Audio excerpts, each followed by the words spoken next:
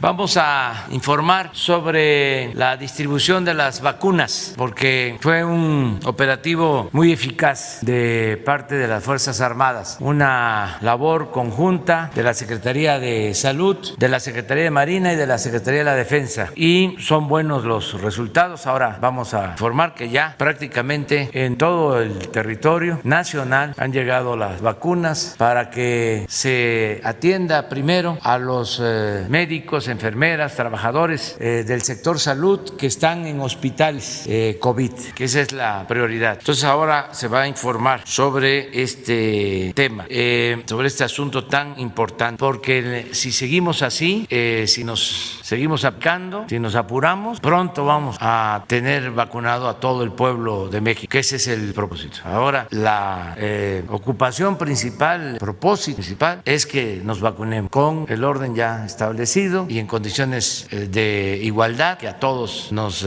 llegue la vacuna de manera universal, que se tenga este derecho a la salud garantizado, y es cosa de contar con dosis suficientes y también con la capacidad de distribuir y de vacunar lo más pronto posible. Recuerdo de nuevo, porque esto es importante, si vacunamos a todos los adultos mayores, si cumplimos con el plan de que a finales de marzo tenemos vacunados a todos los adultos mayores, se reduce la mortalidad por COVID en un 80%. Por eso es urgente, prioritario el que avancemos en la vacunación. Ya no queremos más fallecidos, más muertes, más sufrimientos. Entonces la vacuna es la opción, es la alternativa. De modo que se va a informar ahora sobre la distribución y también, terminando de exponer lo de la vacuna, queremos exponerle lo de los reclusorios, lo de la privatización de los reclusorios, como un ejemplo de las atrocidades que hicieron durante el periodo neoliberal. Los negocios, el sector privado y el sector público, esa mezcolanza, esa vinculación estrecha entre los negocios privados y los negocios públicos, o cómo se hacían negocios privados al amparo del poder, cómo se alimentaban, se nutrían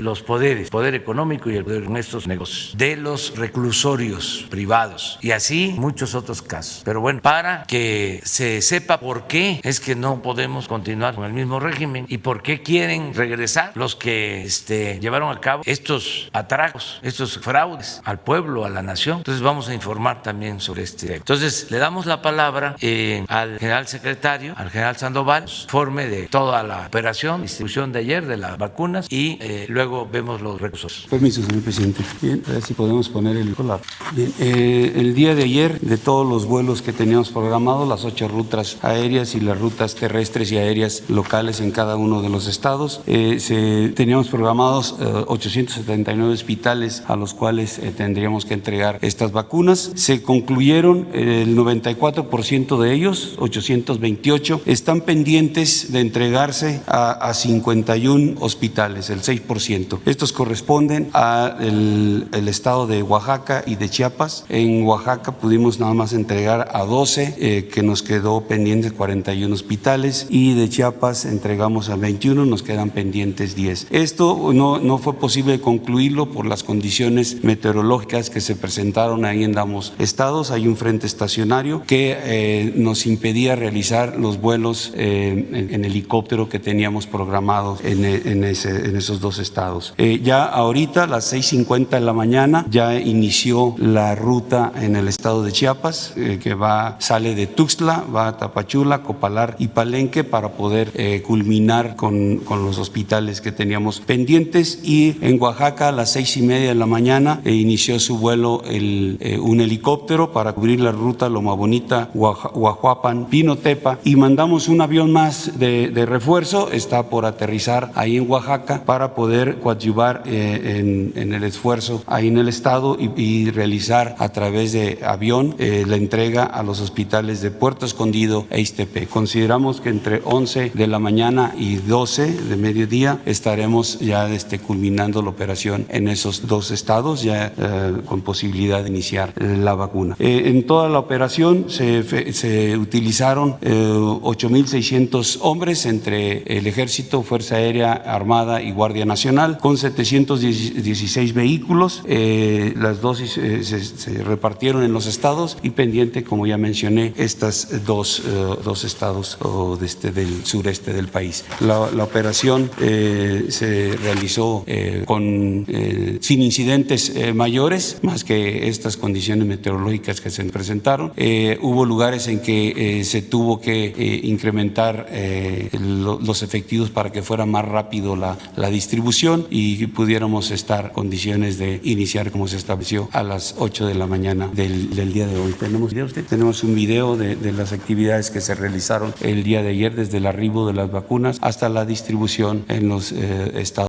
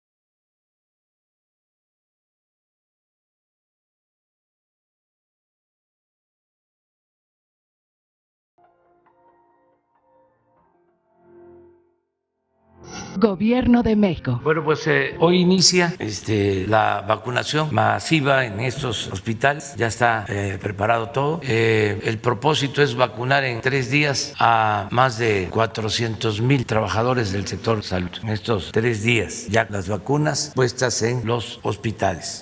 Terminando de vacunar a todos los trabajadores de la salud de hospitales COVID, vamos con los adultos mayores. Esperemos iniciar a finales de este mes, principios de febrero, ya la vacunación también, así, masiva, a todos los adultos mayores. Ya están preparadas brigadas y vamos a seguir avanzando. Van a seguir llegando vacunas, va a llegar la semana próxima otro envío Pfizer de más de 400 dosis y así, semana con semana, y las otras vacunas que se van a ir incorporando para tener dosis suficientes para todos. Muy bien, vamos a exponer lo de los reclusorios, ya después abrimos para preguntas los 2 casos y a ver si en este tiempo tenemos también comunicación con algún hospital. Ya está, cuando estemos más adelante que empiecen a vacunar, a ver si consiguen, como nos están viendo, si pueden mandar imágenes cuando ya empiecen a vacunar. Muy bien, entonces vamos con los reclusorios.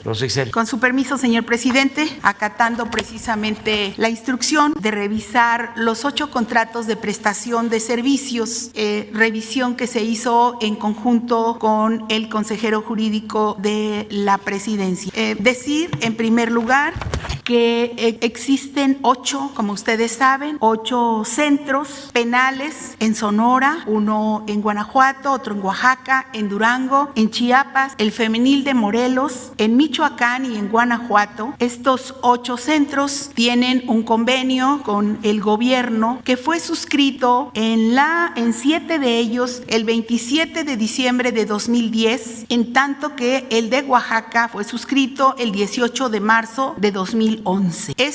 Aquí están los proveedores originales y el nombre de las empresas de los proveedores actuales, precisamente sobre estos servicios, estos contratos de prestación de servicios. En aquel momento, los contratos fueron suscritos por Gonzalo Villarreal Guerra, entonces coordinador general de Centros Federales, por Arturo Sosa director general de administración, precisamente en la coordinación general de estos centros federales, y por Marco Antonio Villarreal, exdirector de adquisiciones de la misma dependencia. La firma de estos convenios tuvieron lugar en la época del entonces presidente de la República, Felipe Calderón Hinojosa, cuando el secretario de Seguridad Federal era Genaro García Luna.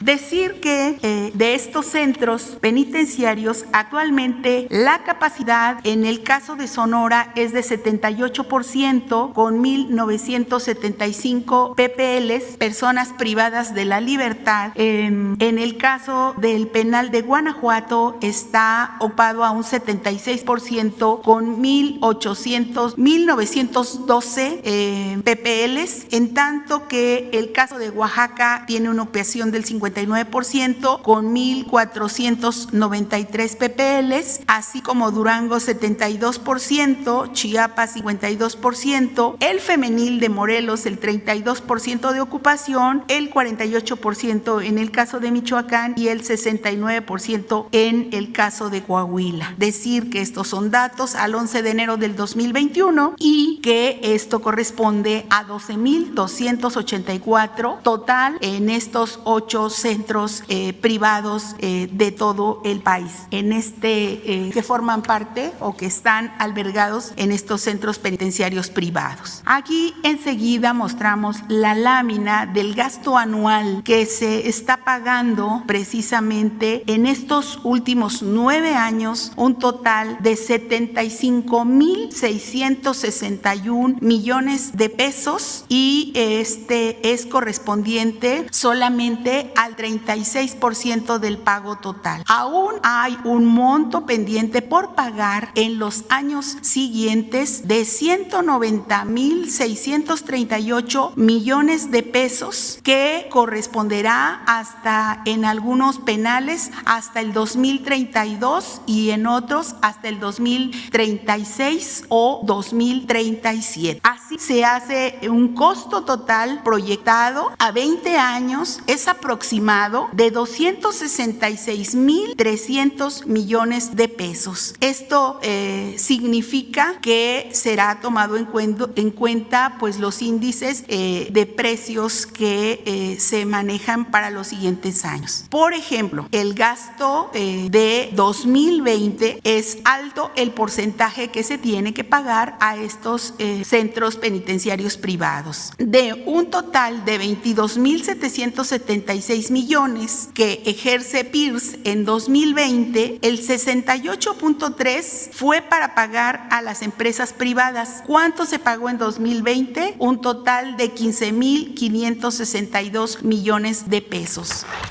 Así también decir que en este siguiente cuadro está el gasto por PPL en centros penitenciarios privados en 2020. Por ejemplo, Sonora tiene un total pagado a 2020 a empresas privadas de 1,819 millones de pesos, y de un total en ese penal de 1,975 personas privadas de la libertad, y cada uno de ellos se gasta 921,102 pesos en un gasto por PPL al mes de 76,758 y un gasto por PPL al día de 2,558. Voy a poner el ejemplo del femenil de Morelos. También de estos 8 centros elegí 2. El 1,867 millones se tienen que pagar al año, en el cual hay albergadas 899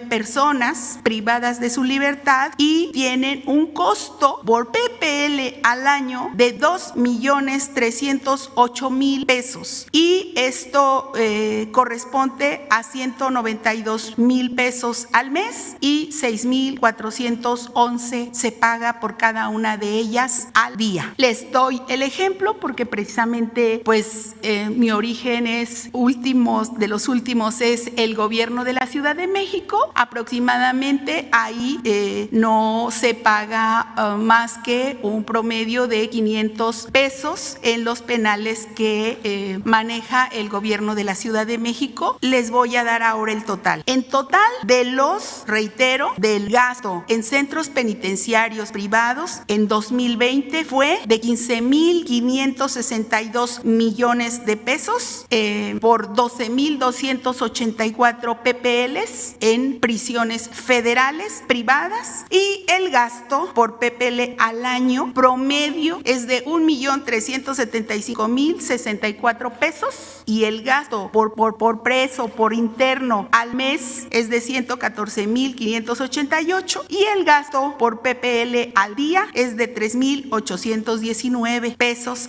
Quiero decir que reitero que en la Ciudad de México el promedio es de 500 pesos. Ahora le doy la palabra al consejero, por favor. Muy buenos días. Primero, aclarar que este contrato, que casi llega a los 270,000 millones de pesos, fue por adjudicación directa. Vamos a leer 4 de las cláusulas principales del contrato. La cláusula segunda del contrato dice: la responsabilidad en la operación y seguridad de cada centro penitenciario es de PIRS de la Secretaría de Seguridad Pública. Es decir, la empresa o desarrolladora solo brindará las condiciones materiales, tecnológicas y algunos servicios auxiliares. La cláusula tercera dice: los pagos serán realizados por PIRS desde la fecha de inicio y hasta la fecha de terminación del contrato. Esto es, aunque no haya internos, se tiene que pagar el 100% del pago como si estuviera lleno el reclusorio. Cláusula cuarta: la vigencia del contrato será de 22 años y la etapa de prestación del servicio no será menor de 20 años, salvo en caso de rescisión o terminación anticipada del contrato. Y la cláusula novena del contrato dice: los contratos establecen que el inmueble y sus instalaciones, concluida la vigencia, son propiedad del proveedor, no del gobierno, o bien podrán ser objetos de un nuevo contrato. Esto es, a los 20 años o 22 en su caso,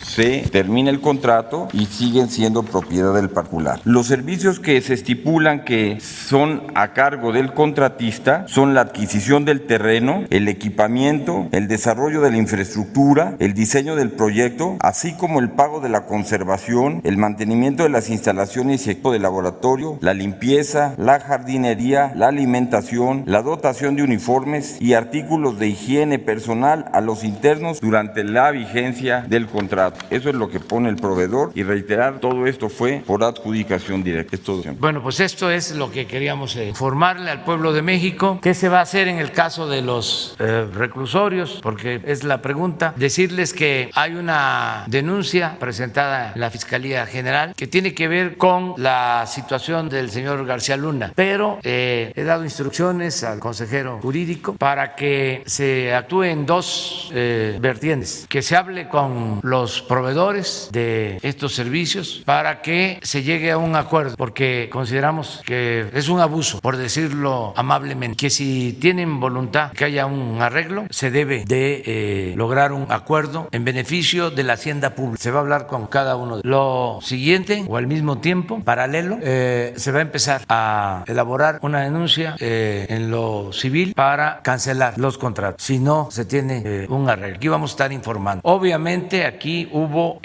abusos de todo tipo. Los beneficiarios de estos contratos muy vinculados al poder. Me reservo los nombres, al no ser que me lo pida el INAI.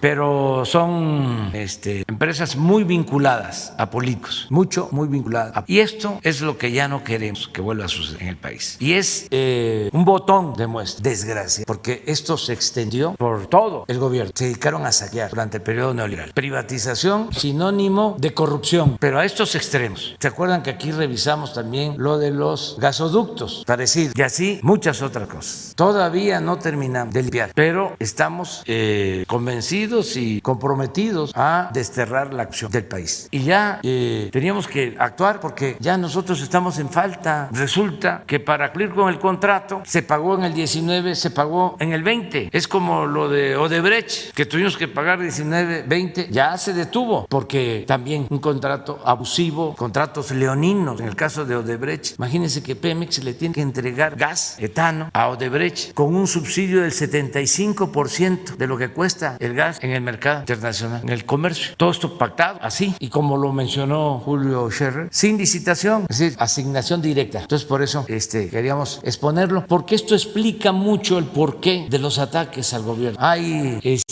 una empresa de estas que tiene que ver con medios de comunicación, donde hay un conductor que nos ataca un día sí y el otro también. Pero ¿qué hacemos? Imagínense, si nos hacemos de la vista gorda, nos convertimos en cómplices. ¿Y con qué cara vamos a ver a la gente? A los que nos gritaban y nos siguen gritando, no nos vayas a fallar. Entonces, ofrecemos disculpa por las molestias que esto ocasiona, pero la transformación va. Tenemos que limpiar al país de corrupción. Por eso no avanzaba México, por eso cada vez más pobreza. ¿Cuándo va a alcanzar el presupuesto? Miren, 16,000 millones de pesos. Es la mitad de lo que nos van a costar las vacunas. ¿Cuánto tenemos disponible para las vacunas? 32,000 millones. ¿Cuánto cuesta? Es al año. ¿Cuánto se pagó el año pasado? 16,000 millones. La mitad. Pues por eso no alcanzaba el presupuesto. Ojalá y todo esto vaya aclarándose, porque el otro día leí en redes sociales un texto que me llamó mucho la atención. Dice, no solo saquearon, sino dejaron a muchos convencidos, aturdidos o desorientados acerca de que la corrupción era necesaria o normal. Yo creo que ese es el daño mayor, el estar deseando que eso continúe. Es una especie de masoquismo, porque insistieron mucho en que la corrupción era una cuestión normal. Acuérdense que llegaron a decir que la corrupción era parte de la cultura del pueblo de México. Una barbaridad. Cuando nuestro pueblo es honesto, es trabajador, el lema se da arriba en el llamado círculo rojo. Entonces, por eso decidimos informarle a los ciudadanos, y vamos a seguirles informando de cómo va el trámite, cuánto vamos a ahorrarnos en esta operación. Ya también aprovecho para informarles que me envió una carta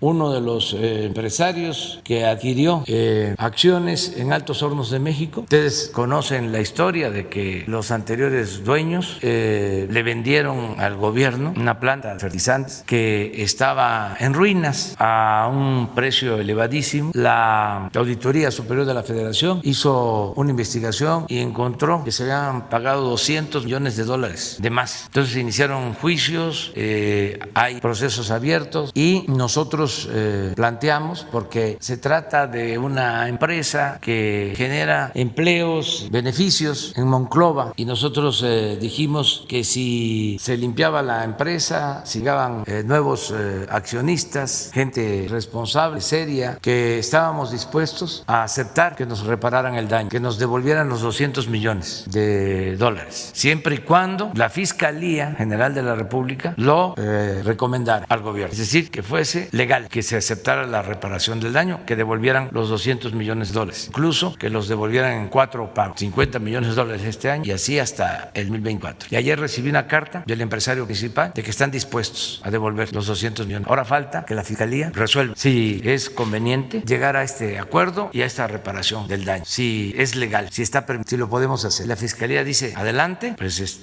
ya tendríamos 50 millones de dólares para este año, ya veríamos en qué los ocupamos. Iría al instituto para devolverle al pueblo lo robado, y del instituto a un programa, una acción, un beneficio a comunidades o a lo que se decida que convenga más. Pero bueno, nos importa mucho el que haya castigo a los responsables, pero también nos importa mucho el recuperar lo robado.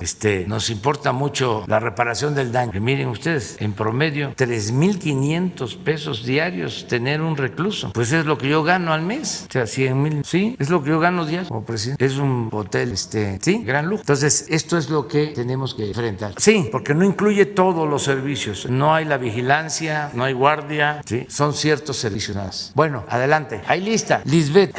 Gracias, presidente. Buenos días a todas y a todos. Lisbeth Álvarez, de Grupo Política y ZMG Noticias. Presidente, el lunes pasado usted había informado que se daría a conocer un protocolo, tanto para usted como para su equipo cercano, derivado de que el coordinador Jesús Ramírez dio positivo a COVID. Saber si ya se tiene este protocolo y saber si también usted ya se hizo la prueba para descartar cualquier riesgo. Sí, ayer quedamos en que se iba a dar a conocer el protocolo. ¿No se distribuyó? Sí, por favor. Con mucho gusto, muy buenos días y gracias por también ustedes preocuparse por el grupo como nosotros nos preocupamos también por ustedes en la prevención del contagio, que no se ha abandonado y no debe abandonarse todavía por un buen tiempo.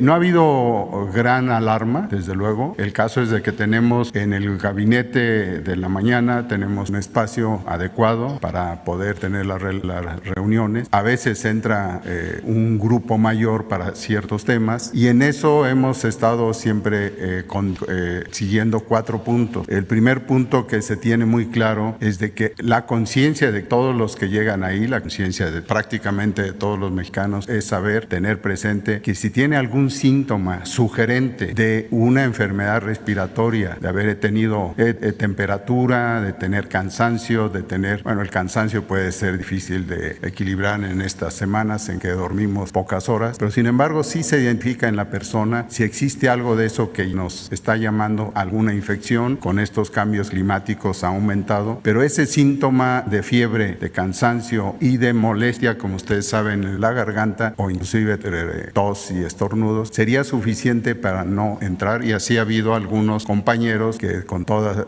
su capacidad lo dicen: no voy a ir porque estoy pensando que pudiera tener eso. Eso es lo primero. Entonces al grupo se va teniendo eso. El segundo es el espacio. El espacio que tenemos es el adecuado en distancia, donde se mantienen los que estamos ahí presentes, que muchas veces por parte del tiempo y luego salimos de acuerdo a cuando hay mucha asistencia, bloques de presencia ahí, con una distancia mayor de 3 metros, 2 metros y medio en relación, por si lo quieren conocer en detalle, del presidente y de los que están directamente relacionados con la seguridad, que es precisamente los que tienen un distanciamiento de 1,5 metros hasta ahora, y con estos ajustes vamos a tener hasta 2 metros. El uso del cubrebocas, que como ustedes pueden saber, como ya saben, también es una indicación, una recomendación que no voy a entrar en detalle, pero que se utiliza precisamente para aquellos que tuviesen algún síntoma y no transmitir a los ahí presentes a la posible enfermedad contagiosa. Y digo contagiosa porque no solo es el coronavirus, sino también la influenza y otro cúmulo de enfermedades respiratorias propias de la temporada. Este distanciamiento, desde luego, se respeta y tenemos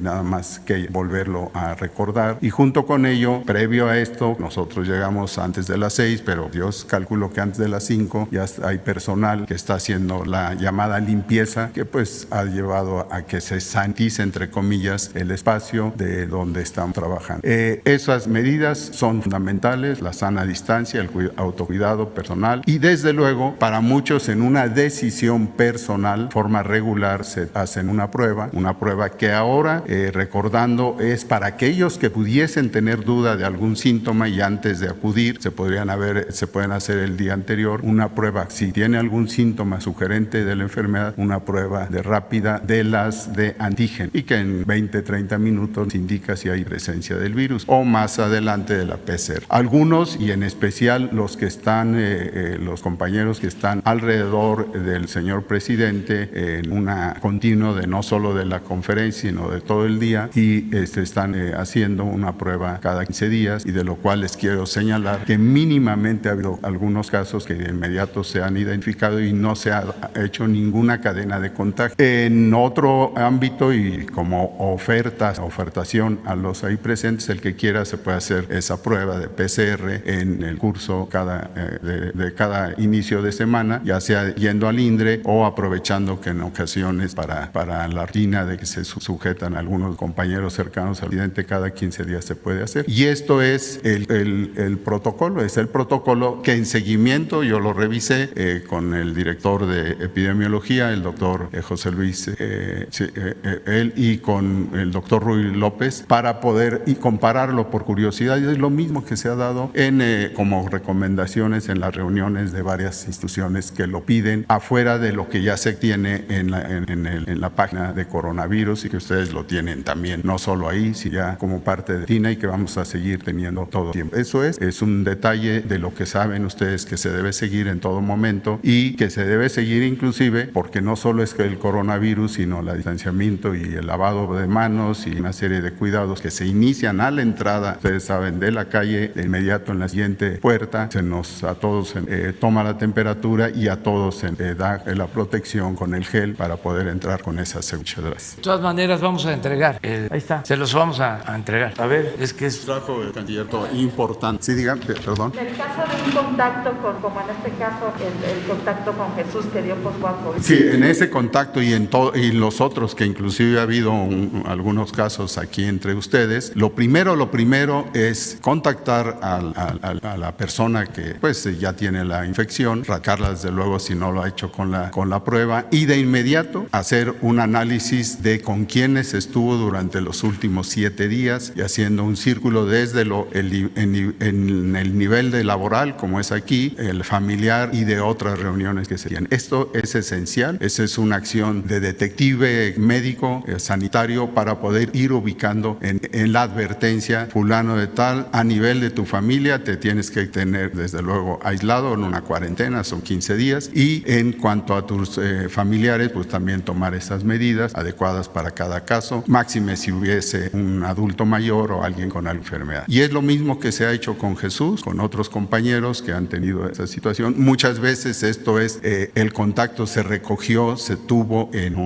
fuera de aquí, pero de todos modos se hace todo ese seguimiento y no se abandona, se le dan instrucciones, indicaciones, contacto directo para un reporte tanto de los dos sentidos, del epidemiólogo hacia el individuo infectado y del infectado para la autoridad sanitaria, para que se puedan combinar esas reuniones y el seguimiento. ¿Sí? ¿Está con Jesús? No, no, para nada, no. Yo lo dije, este procedimiento está en la página, la epidemiología de coronavirus, y se ha aplicado en todos los casos, se recomienda y desde luego lo comparé, yo dije a ver si ha habido novedades, ¿no? Sí, se ha aplicado, desde luego eso, siempre recibimos opiniones, si ustedes tienen en su momento alguna opinión para la ubicación aquí, adelante, se puede hacer. Ha habido sugerencias de utilizar elementos como, nada más para no perder el tiempo, que poner un arco en su tiempo, ustedes saben, un arco que con radiaciones analiza con eso, consideramos que científica y médica y epidemiológicamente no sirven y no lo hemos establecido aquí, ni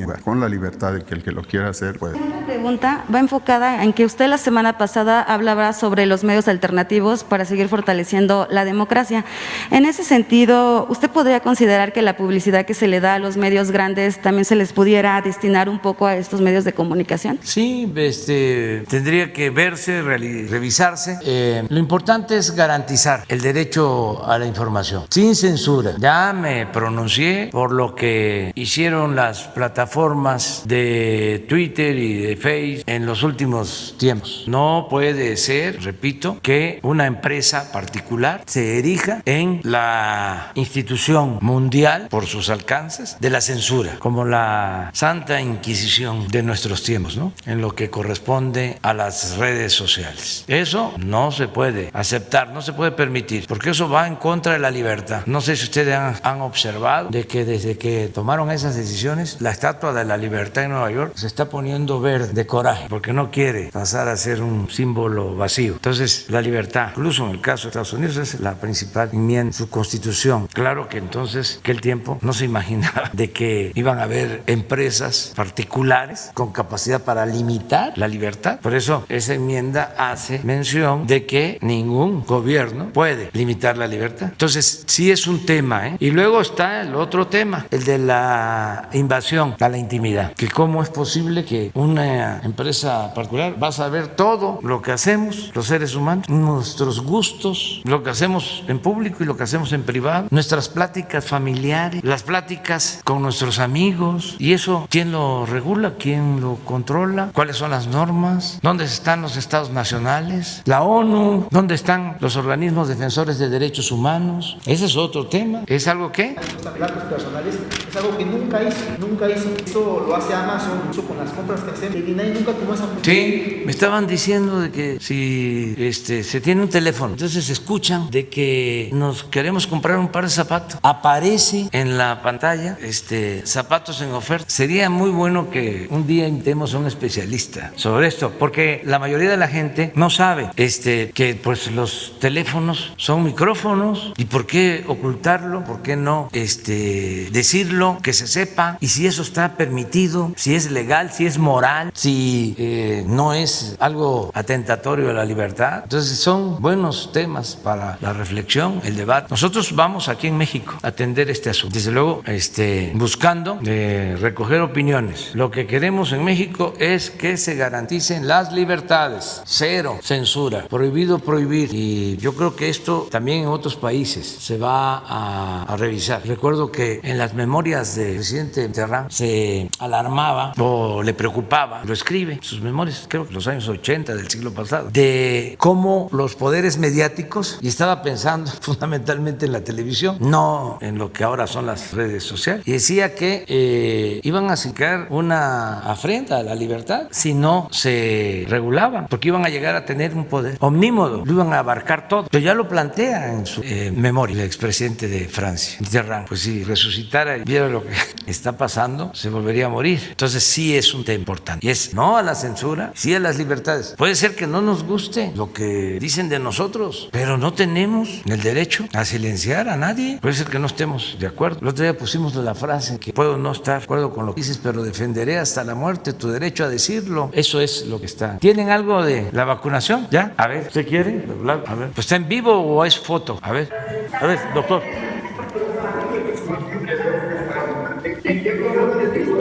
Buenos días.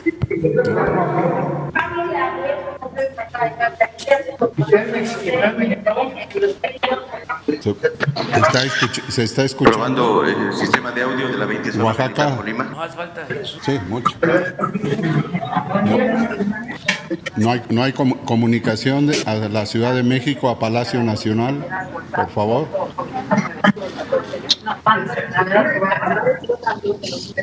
¿Qué pasó con Alejandro Sbarch, que es nuestro representante allá en Oaxaca, coordinador general en Oaxaca?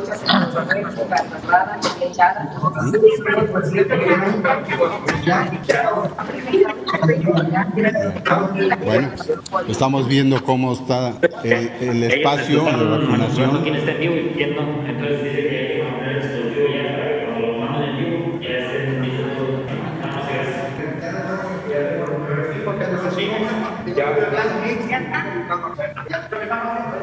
Bueno, pues es una muestra del lugar donde hay 10 integrantes, 12 integrantes de la brigada que están atendiendo precisamente en Oaxaca lo que ya mencionó el general, de que hubo cierto retraso, pero ya se impulsó el continuar con la entrega de las vacunas.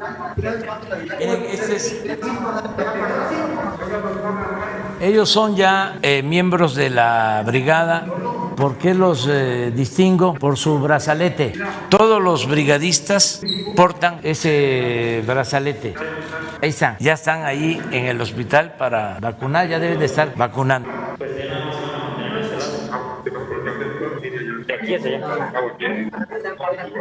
Ahí están ya. No lo dice. Si ponen la otra imagen donde se ven los varios, aquí donde ustedes pueden observar que dice 17 zonas, la de Querétaro, es el hospital que tiene ahí, y el 20 zona es en Colima, y el donde dice el que está a la extrema izquierda, abajo a la izquierda, es en Villahermosa. Tenemos 17 Tabasco, Oaxaca, donde dice Jorge Palacios, 20 zona es Colima, y a la izquierda en Villahermosa. Son los las. Muy bien, muchas gracias.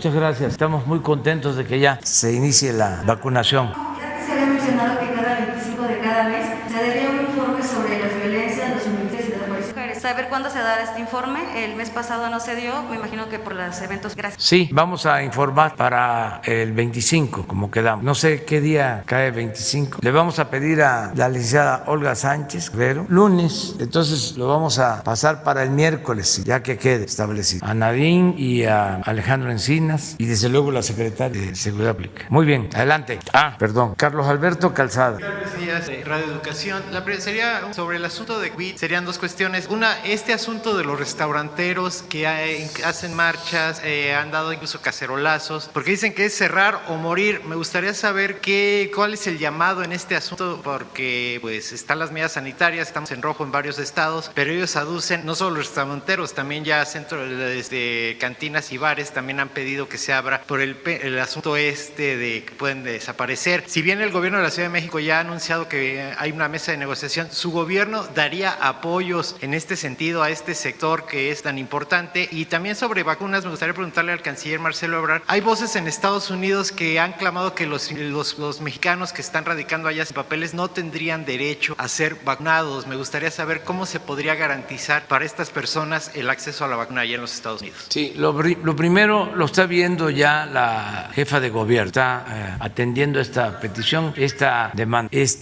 Y acerca de la vacunación de nuestros paisanos, sí me gustaría que se explicara. Permiso, compañeros, secretario de la Defensa, de la Marina, señor secretario de Salud, secretaria de Seguridad, señor ciudadano, consejero, señoras y señores. Bueno, brevemente diría lo siguiente. Vamos a nosotros a invocar el Tratado de Libre Comercio, ahora el TMEC o USMC, en el capítulo laboral. El capítulo laboral es el capítulo 23 del tratado y establece, cosa que cuidamos en la negociación, o se cuidó en la negociación por el equipo mexicano, dos artículos en especial. El artículo 23.3, derechos laborales, que dice: cada parte, México y Estados Unidos, asegurará que los trabajadores migrantes estén protegidos conforme a sus leyes laborales, sean o no nacionales de la parte. Esto fue algo que México insistió mucho y así quedó establecido. Repito, cada parte asegurará que los trabajadores migrantes estén protegidos conforme a sus leyes laborales, sean o no nacionales de la parte. El artículo 23.8, trabajadores migrantes. Las partes reconocen la vulnerabilidad de los trabajadores migrantes con respecto a las protecciones laborales. Por consiguiente, al implementar el artículo que acabo de referir, asegurará que los trabajadores migrantes estén protegidos conforme a sus leyes laborales, sean o no, como ya dije, nacionales de la parte correspondiente. ¿Esto qué significa? Bueno, ¿es un derecho laboral la vacuna? No, pero sí es un derecho establecido que el trabajador no debe estar expuesto al contagio. Entonces, en aplicándose la vacuna, es una responsabilidad de cada uno de los dos países garantizar que todos los trabajadores, independientemente de su condición migratoria, reciban la vacuna. Por consiguiente, consideramos que cualquier exclusión a trabajadores mexicanas o mexicanos es una violación del Tratado de Libre Comercio, del apartado de derechos laborales, y por consiguiente estaríamos aplicando las disposiciones que también se acordaron entre ambos países para que México pudiera iniciar los procedimientos correspondientes. Vamos a estar vigilando porque es una obligación del gobierno de Estados Unidos pactada en un tratado internacional vigente. Los derechos laborales yo sé que le interesan mucho a los sindicatos en Estados Unidos respecto a lo que hacemos en México, cumplimiento de la legislación mexicana. Incluso Trump, uno de los principales líderes sindicales, lo acaba de decir, que están preparados para a partir del día 21 de enero, en su caso, instaurar paneles si México no cumple la legislación laboral de su país. Bueno, yo les diría que con la misma energía, fuerza e insistencia, también le pediremos su solidaridad al movimiento obrero allá, pero en particular a las nuevas autoridades en Estados Unidos, para que se cumpla al 100% con este precio. Es lo que va a hacer México. Se debe garantizar, porque es una obligación del gobierno del Estado. La segunda pregunta, presidente, sería, esta Asociación Mexicanos en contra de la Corrupción publicó que la SEDATU había dado 98 millones de pesos al estadio de béisbol de las guacamayas de Palenque, y bueno, se involucró a su hermano en este asunto. Si bien SEDATU dice que fue el municipio el que pidió este dinero para este estadio, me gustaría conocer su opinión y el por qué se involucró a su hermano en este asunto. Bueno, esto tiene que ver con la campaña contra nuestra. Cree el león que todos somos peludos. Es el señor Ili Ortiz, el Universal, el señor Junco y Claudio X González, todos los que pertenecen al grupo conservador que se benefició o ayudó al saqueo que se llevó a cabo en el país durante el periodo neoliberal. Y como ahora ellos pues no tienen influencias, estaban acostumbrados al manejo de las influencias, pues están muy enojados y mienten, son falsarios. Por eso es esta calumnia, así con la vieja máxima del AMPA del periodismo, según la cual la calumnia cuando no mancha tizna. Entonces no es cierto. Nosotros llevamos a cabo un programa de intervenciones urbanas en ciudades fronterizas, en ciudades turísticas, ahora en las ciudades por donde va a pasar el Tren Maya, ahí está Palenque, y en otras ciudades estamos hablando como de 130, 140 ciudades. Nos estamos desarrollando colonias, creando espacios deportivos. Se han hecho pues alrededor de 30, 50 intervenciones. Se han hecho campos de béisbol, campos de fútbol, canchas de básquetbol. Es recuperación de los espacios. Eso tiene que ver con Román Meyer y se hace en coordinación con los gobiernos municipales. Entonces, ¿por qué se incluyó Palenque? Está contemplado Palenque, está contemplado Escárcega, en todas las estaciones por donde va el Tren Maya, todos los municipios hay un programa de desarrollo urbano. Entonces, de ese programa programa a que se haga por las guacamayas de Palenque y tenga que ver con mi hermano, pues es una desproporción, es mala fe, pero bueno,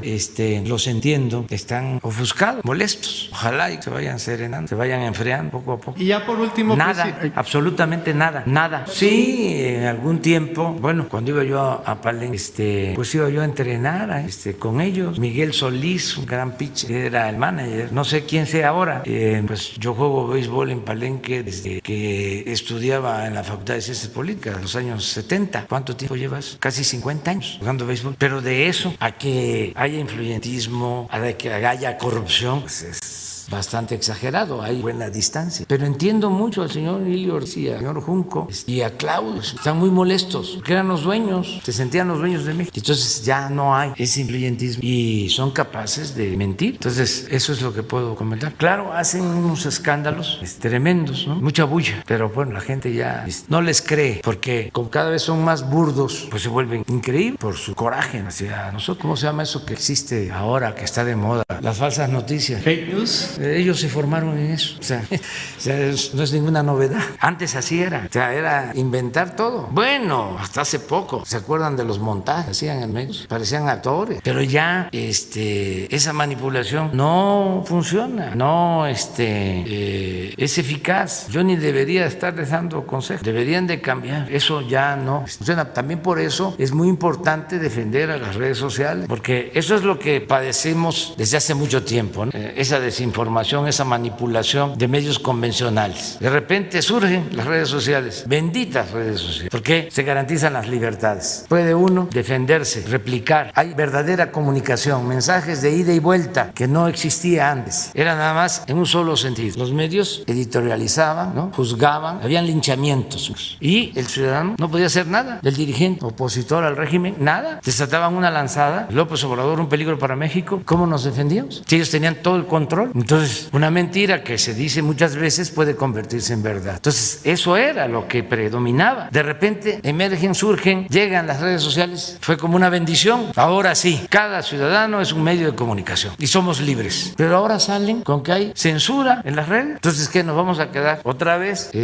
sin posibilidad de ejercer nuestras libertades. Eso es muy interesante, sucediendo. Y hay que defender. La libertad no se implora, se conquista, decía el Quijote, por la dignidad y por la libertad se puede alargar hasta la vida. Palabras más. Entonces, esa es la respuesta a la... Y por último, presidente, ayer usted compartió que se reunió, y bueno, había mencionado que se iba a reunir con la directora de Notimex, San Juana Martínez. Nos gustaría saber qué se trató en esta reunión, y en ese sentido también los trabajadores de Notimex le solicitan que si se podrían reunir con usted para ellos exponer su punto de vista. ¿Estaría usted dispuesto a reunirse con los trabajadores de Notimex? Y si pudiéramos saber de qué se trató la reunión con San Juana Martínez. Pues platicamos sobre el problema que hay en Notimex, sobre la huelga, buscar la forma de que se resuelva mediante el diálogo este conflicto. Como está enfermo Jesús, tenemos que esperar, quedamos en eso con San Juana para buscar un arreglo, hablar con los trabajadores, ya terminar con ese. Vamos a esperar nada más sanos.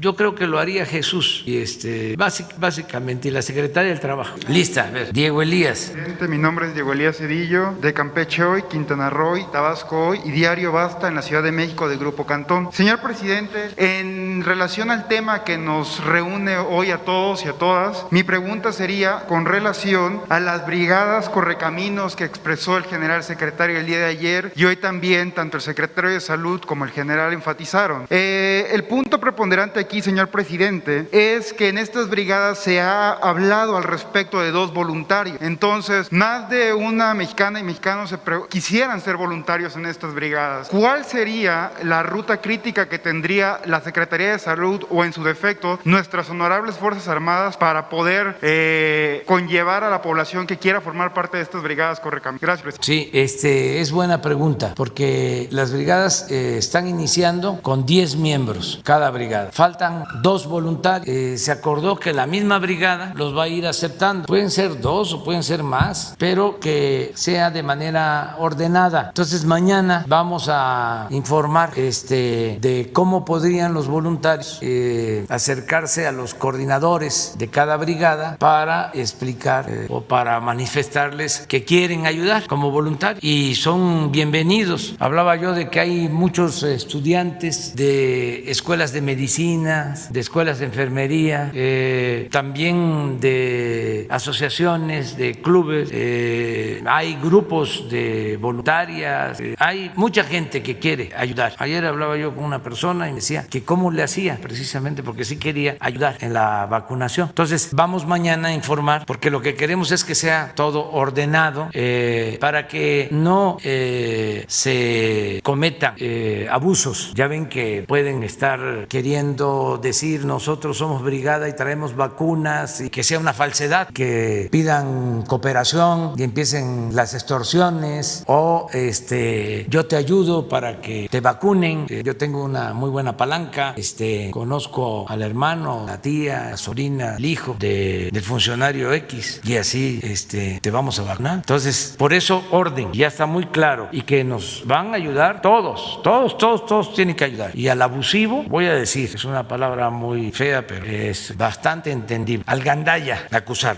Y si me permite otro tema que ha acontecido mucho en la agenda nacional y a su vez a raíz de las declaraciones tanto suyas como por parte del presidente del INE, Lorenzo Córdoba, se tiene muy discutido que con base en las leyes actuales que rigen al país, se ha hablado de clausurar o de censurar esta conferencia matina. El titular del INE compartió un video el día de ayer en sus redes sociales en atención a los comentarios que usted empleó. Entonces, aprovechando la presencia del consejero jurídico Julio Scherer, me gustaría exponer el artículo 41 de la Constitución Política de México, ¿no? Que no puede estar nada por encima de la Constitución. Este artículo 41 en el apartado C es muy puntual en atención a la difusión de los medios de comunicación de la propaganda gubernamental.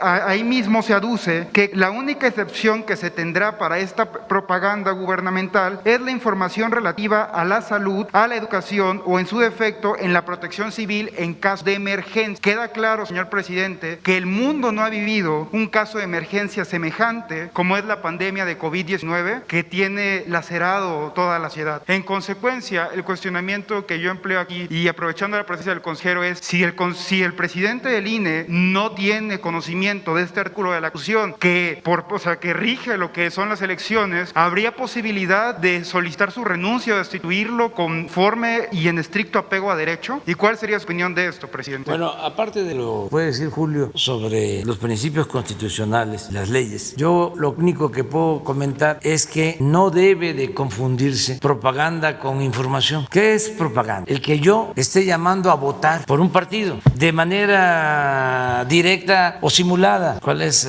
la palabra? Subliminal. No, nosotros no vamos a hacer eso. Nunca lo hemos hecho. Sería ir en contra de nuestros principios. Contra eso luchamos durante mucho tiempo. Eso que no vio el director del INE, porque se hacía de la vista gorda, que hacían los gobiernos anteriores, hasta el pasado gobierno. ¿Qué no se dio cuenta el director del INE? Que en el anterior gobierno federal nombraron delegados para ir a promover el voto en municipios del Estado de México, que nombraron secretarios, que el que estaba de secretario de salud fue de delegado del PRI a Ecatepec. Existe el testimonio, me daba hasta pena que alguien que había actuado, se había desempeñado como rector de la UNAM, terminara de matraquero del PRI. Eso nosotros no lo podríamos hacer por ningún motivo. Sería traicionarnos a nosotros si siempre estuvimos en contra de eso. O usar el dinero del presupuesto, o comprar votos, o repartir despensas, frijol con gorgojo para obtener los votos, traficar con la pobreza de la gente. No, no somos iguales. Entonces todo eso tiene que ver con la propaganda. Nosotros lo que hacemos aquí es garantizar el derecho que tiene el pueblo a informarse. Por eso digo, pregúntenle a la gente si quieren que ya no haya mañaneras, porque antes muchas cosas no se sabían por el control que ejercía el régimen de los medios de información, con honrosas excepciones. Nada más daban a conocer los que les convenía. Entonces las cosas han cambiado. Entonces no vamos nosotros a hacer ningún acto de propaganda, nada absolutamente. Pero sí vamos a estar informando al pueblo de todo, y desde luego lo que tiene que ver con la salud, lo que tiene que ver con la educación y lo que tiene que ver con el bienestar en general, que es a lo que nos dedicamos. Vamos a ver, y técnicamente legalmente, jurídicamente, ¿qué hay, consejero? Básicamente lo que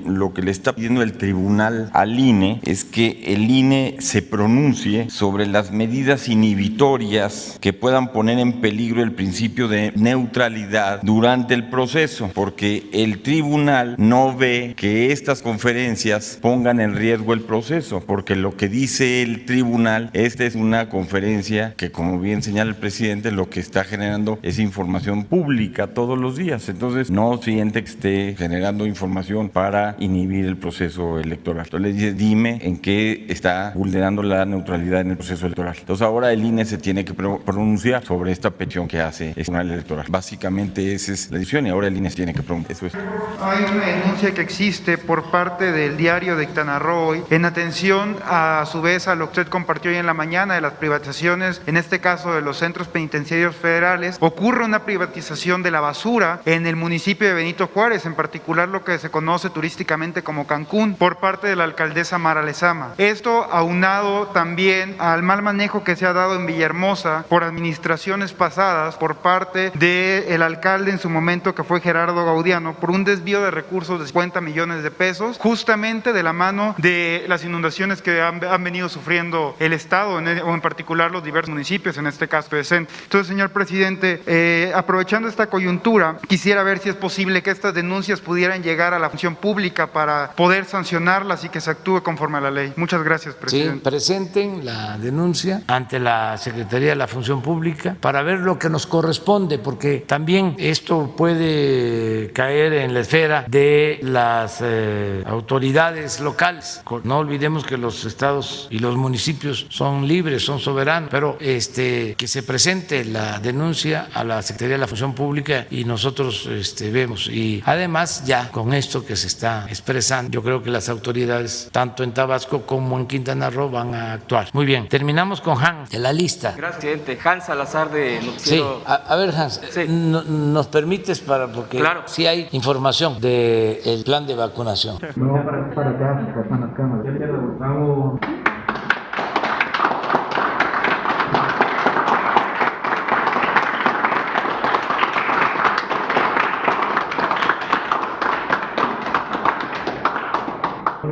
Eso es. Sí, gracias, presidente. Hans Salazar de Noticiero en Redes. Exponerle, presidente, hace unos días, usted bien sabe, estalló la huelga en Interjet, esta aerolínea que ya traía problemas y al parecer pues, la pandemia, como a muchas aerolíneas, le vino todavía a dar peor. Pero esto también se enmarca en el siguiente, pues en el tema de las aerolíneas nacionales. Mexicana de Aviación, como sucedió en el gobierno de Calderón, todo este problema que ya se venía arrastrando y por supuesto que estos gobiernos identificados con la privatización, con el saqueo, etcétera, pues vino todavía peor. Ya aquí le he expuesto lo de Mexicana de Aviación, también en el gobierno federal se ha expresado al respecto, pero todo esto va en detrimento de tener una debilitada aviación nacional y esto es preocupante porque evidentemente pues se va perdiendo este alcance de aerolíneas nacionales y pues el cubrir las rutas tendrían que ser cubiertas en este caso por aerolíneas extranjeras. Presidente, en este contexto y perder la conectividad en el país, por supuesto, en este contexto de lo delicado que se encuentra la propia economía y que le pega tan fuerte a la aviación, a las aerolíneas nacionales, ¿qué pudiera responder al tema? Ya que se trata de un tema muy importante para el país, ya a nivel nacional, repito, tema de Interjet, tema de Mexicana de Aviación y así pues se tiene muy pocas opciones y lo peor, los trabajadores, los clientes pierden oportunidad. Ahora, por ejemplo, a muchos de Interjet pues se les debe pues el viaje o devolución de dinero, se les deben quincenas a los trabajadores, etcétera. Quisiera yo preguntarle al respecto si hay un plan del gobierno al respecto. Bueno, lo que está sucediendo en efecto tiene que ver con la crisis, pero también con mal manejo de las empresas. En el caso de Interjet ya venía arrastrando deuda incluso al fisco, a al SAT, y nosotros hemos estado pues buscando que se llegue a un acuerdo, un arreglo. Sin embargo, ha habido mala administración. Ojalá y los dueños decidan rescatar la empresa o buscar socios y que se mantenga la fuente de trabajo. Debe de comprenderse que el gobierno no puede estar rescatando empresas. Eso era lo que se hacía anteriormente y se abusó muchísimo. Ahora, con lo de Altos Hornos, tuvieron propuestas en ese sentido. Nosotros interviniéramos para rescatar Altos Hornos porque en efecto son muchos empleos, pero si nos dedicamos a eso, pues entonces fracasa el gobierno, quiebra la hacienda pública o nos endeudamos. Es el método, el mecanismo de FOBAPROA. Convertimos las deudas privadas en deuda pública, porque ¿qué es un rescate? Es que se use dinero del gobierno, que es dinero del pueblo, para sacar adelante una empresa, pero tenemos todos que pagar y tenemos que optar. ¿Destinamos el dinero para eso o lo destinamos para garantizar la educación, la salud, el desarrollo del pueblo, del país? Entonces, eso es lo que tenemos que tomar en relación. Hay, afortunadamente, empresas de aviación que están operando bien. Tengo información que no tiene problemas económicos. Es una empresa que es bastante accesible, sus costos, sus tarifas, que se llama Viva Aerobús. Viva Aerobús. Ahora no me van a cobrar ya el pasaje. Después que estoy haciendo la publicidad. No, pero también la otra que es Volaris y Aeroméxico, ahí va también. El problema está en Interjet, básicamente. Sí, lo de Mexicana, pues ya conocen ustedes la historia de cómo se privatizó. Fue la primera línea aérea que se privatizó. Durante el gobierno de Fox se la entregó a un amigo, una agente cercana, que le ayudó en la campaña del 2000, señor Azcárraga, y mal manejo y quiebra de la empresa. Al siguiente sexenio se repitió lo mismo con Aeroméxico. Era pública, le ayudan en el fraude a Calderón y le entrega a particulares, a los que le habían ayudado en el fraude. Afortunadamente, pues se mantiene y ojalá sea así, sobre todo por los trabajadores. Entonces surgió Interjet y ojalá y se reestructure y salga adelante por los trabajadores y lo que podamos hacer nosotros con los límites que tenemos, porque tenemos que cuidar el dinero del pueblo, tenemos que cuidar el presupuesto. Entonces tenemos que hacer rentable el presupuesto, que rinda. ¿Dónde se destina el presupuesto? Y en lo que podamos ayudar siempre. Pero si optamos por el modelo anterior del rescate, bueno, es tan sencillo como decir, ¿y quién rescata al pueblo? Que fue lo que se debió haber pensado cuando el FOBAPROA. ¿Por qué rescatar a los bancos y por qué no rescatar al pueblo? ¿Qué? El que tiene una tienda de abarrotes y le va mal, lo rescata el gobierno. ¿Por qué rescatar a las grandes corporaciones financieras en quiebra y que sean los mexicanos los que paguen? Miren lo del FOBAPROA. El otro día estuve en Manzanillo, me equivoqué, que hablé de un libramiento que se va a hacer con inversión privada. Dije que iba a costar 12,000 y la verdad es que son 2,000 millones. Antes de salir de Colima, pues lo aclaré que no eran 12,000 sino 2. Me acordé de Cedillo cuando hizo el cálculo de que el rescate de FOBAPROA nos iba a costar 180. Nos costó 1 billón. Eso de inicio, porque ya hemos pagado otro billón de intereses y seguimos teniendo la misma deuda de 1 billón. O sea, como que le falló un poco, ¿no?, en el cálculo. Pero está considerado como un gran economista, un paladín de la... Para finalizar, presidente, el tema de Correos de México, preguntar, ¿se ha planteado modernizarlo? Este sistema es tan fundamental que actualmente es usado por muchísimos mexicanos, mexicanas para el comercio. Más ahora con la pandemia, muchos se han optado por estar a través de las plataformas de internet y se acude regularmente, no todos, pero la mayoría, a correos, porque a través de este servicio público, que también se ha descuidado bastante por gobiernos anteriores y prácticamente era como dejarlo a su suerte, a pesar de que según datos que recabamos, cubre prácticamente el 98% del territorio a través de sus oficinas, de sus servicios, etcétera, de los carteros, que también a veces han sido bastante olvidados, pues por el desuso de las cartas. Sin embargo, no solamente son cartas y ojalá se siga preservando eso, sino también la paquetería. Este es el negocio que muchas empresas, que no es que se les retire del negocio, ellos siguen dando este tipo de alternativas. Sin embargo, la mayoría de los mexicanos